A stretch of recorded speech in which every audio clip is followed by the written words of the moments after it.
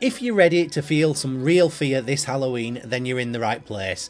Because here at Judventures, we've been lucky enough to experience over 100 scare mazes across multiple scream parks over the last 10 years, even way before starting this channel.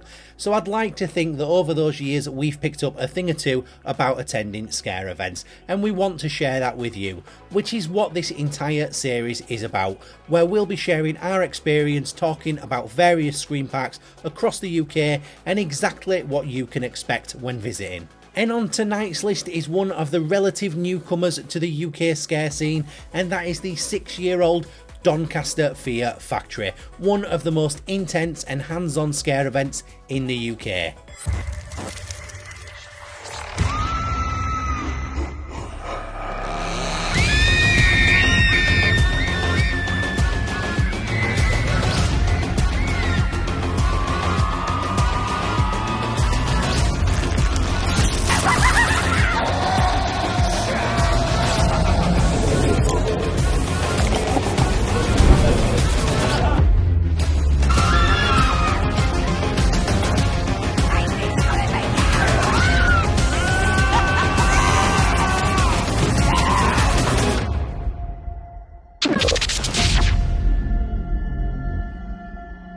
Now, before we dive in, we'll have a range of these videos covering multiple scream parks across the UK, and also over the Halloween period, we'll be attending multiple scream parks as well, bringing you detailed vlogs of each and every one of the events, including in-maze filming at the vast majority of them as well. So if you'd like to see any of those vlogs, then please, by all means, hit that subscribe button. And if by the end you do find this video useful, then please feel free to share with others so they can find it useful too, and pop a like on the video as well. And with that being said, let's get into Doncaster Fear Factory for 2025. Dates and times of the event.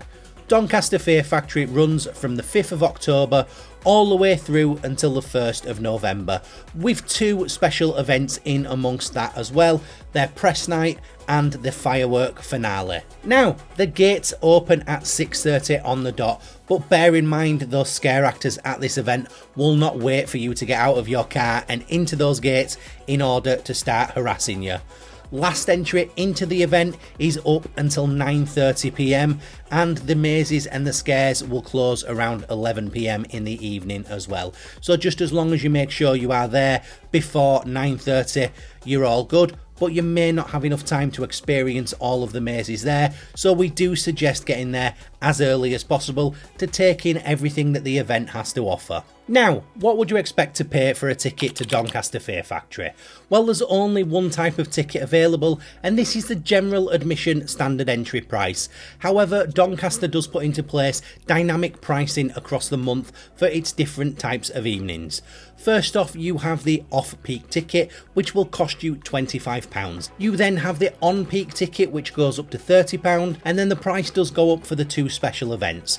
The first being the firework finale, which takes place on Halloween itself, and you'll be looking at paying £35 for that.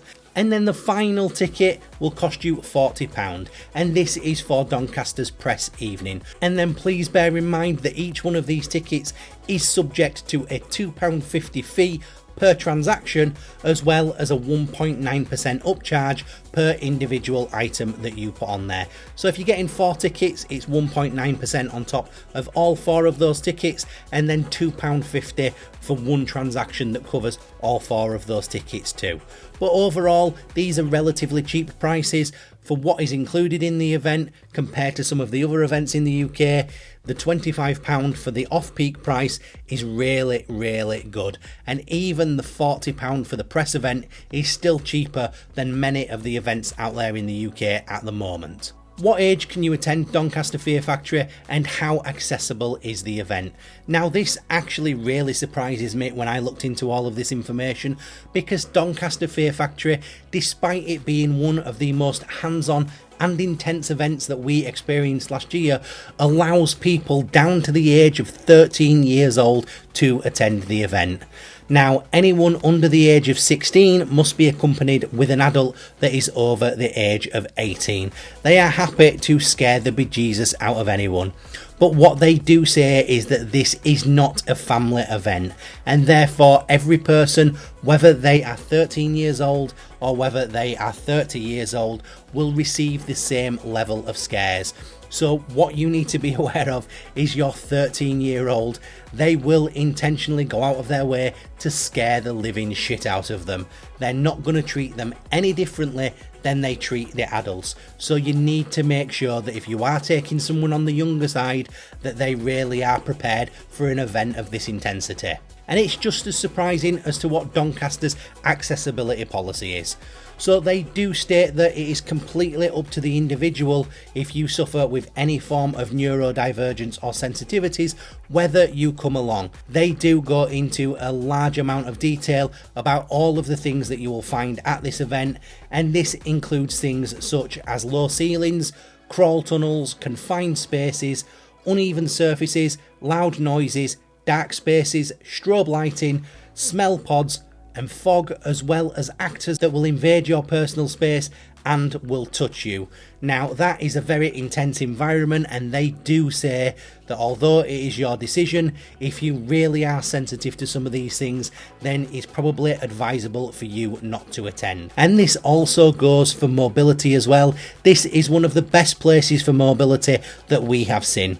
You're more than welcome, if you're in a wheelchair or using walking aids, to come and experience the central hub. This will have plenty of wandering scare actors walking around, so you still will get those scares and you will still get the excitement of the event. There's the rides and such, which we will go into more detail later, but they're more than happy for you to come in a wheelchair into that central hub. Not only that, but the 2 scare zones that are there are absolutely free for anyone in a wheelchair to go through as well. And there's also 2 of the scare mazes as well, which blows my mind that you can go in if you have a wheelchair, and those are Diablos Visum Mortin and Friargate Foundry.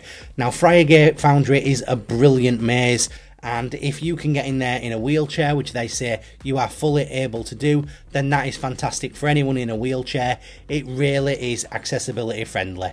That is 4 different attractions at the event that you can experience, as well as the general atmosphere in the hub. But again, I will stress this, they do say that all of this is at your own discretion. And if you are slightly worried about what Doncaster Fear Factory has in store for you, then by all means go back and watch our vlog from last year and get that kind of in-depth look at what is going on, how everything is operated, and just how intense the entire event is. And then you can get an actual hands-on feel for if you think you could survive a night at Doncaster Fear Factory. In terms of the amenities and the entertainment that is available there, Doncaster Fear Factory does have a large range of additional things to do in their hub area. These include fairground rides, seating, there's on-site parking, on-site toilets, a small show area, as well as merchandise, food and drinks areas. Now there's 3 main food and drink areas, and these are the tap room. This is where you can grab a range of alcoholic drinks and cocktails. The Crow's Nest Tavern, where again you can grab yourself a round of drinks, and then the brand new Connecticut Diner, where you can grab some classic American comfort food. And then we're on to the main event, the reason that everyone attends Doncaster Fear Factory or any scare event: the mazes. As mentioned previously in this video, Doncaster Fear Factory is set up as a central hub, and from that central hub you have pathways leading out to all different kinds of zones and areas, and those zones and areas are as follows. Firstly, we have 2 scare zones, the first being the Crimson Harvest. Now this is a short walk through scare zone, and it's occupied by terrifying scarecrows, and making this scare zone the entrance to the event is a brilliant touch that sets you up for everything that you're going to experience in the hours to come. And then also brand new for 2025 is Uncle Donk's Scare Zone. Uncle Donk is returning, but this time he's bringing some friends with him, and there's one intention, and that is to scare the living shit out of you. Their words, not mine. And then there will be 3 returning scare mazes for this year, the first being Crackle Hill the Summoning. In this maze you'll be visiting one of the UK's most haunted sites, Crackle Hill. You'll be avoiding those that have been possessed by Agatha Stone. It's a hauntingly paranormal maze, and it was a brilliant and intense experience in 2024. Diablos is also returning this year under the new guise Visum Mortis, and the premise promises to be more twisted and terrifying than ever before. And then the brand new maze for 2024, last year's new and immersive maze, Friargate Foundry. This is where the operator takes you on a journey through the ages of fear. It's a look back at various themes of scare mazes of the past and was a brilliant addition in 2024. The very different styles within the maze made for a jarring yet exciting experience, and you never quite knew what to expect next. It really was a brilliant addition in 2024 and one of our favourite mazes that we experienced on the night. Now, in addition to the 3 returning mazes and the 2 scare zones, there are 2 brand new mazes for 2025. This is an exciting year for Doncaster Fear Factory, as first up we have Shelton Motel. Now, guests of the Shelton Motel may come face to face with escaped inmates from the Black Heart Penitentiary. They've been spotted in the area and guests are warned to keep their doors locked. But is that going to be enough? And then on to the final brand new scare maze for 2025, and that is Quinlan's & Co. Guests will journey through Kitty's decaying bakehouse before stumbling into the decaying sewers below, and they'll finally come face to face with the monster that Kitty has been feeding. No pun intended. Now, I don't know about you, but after hearing all of that, I'm extremely excited to attend Doncaster Fear Factory for 2025, which we will be, as we've kindly been invited down to experience their press evening, so do keep an eye out for a full vlog from the event. But Doncaster Fear Factory continues to cement itself as one of the best screen parks in the UK. It is relatively young at only 6 years old, but in those 6 years it has done some incredible things. And now that they've got some retrospective planning permission for the area that they use, I've no doubt that they're going to go full on into creating one of the best screen parks in the UK. Now, if you found this video useful, please by all means hit the like button and hit the share button for me so other people can find it useful too. It really does help a small channel like ours out. And don't forget to hit that subscribe button. We will be visiting various screen parks across the UK in the entire of October, and we'll be getting full detailed vlogs from each, including in-maze footage. So hit that subscribe button now, because you really don't want to miss what we've got coming. With that being said, I've been Darren, you've been watching Judventures, and I'll catch you on the next one.